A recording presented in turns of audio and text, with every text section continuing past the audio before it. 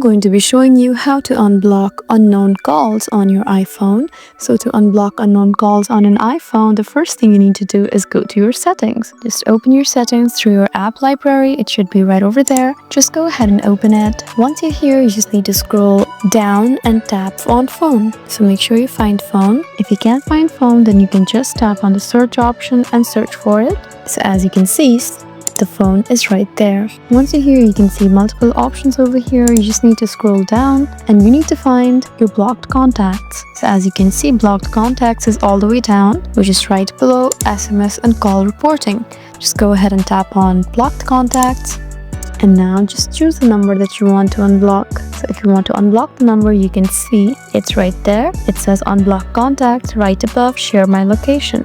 What you need to do is just tap on this option and you would successfully be able to unblock unknown calls. I hope this video was helpful for you. Please leave us a like and drop us a comment down below, and we'll see you again in our next video. Thank you for watching.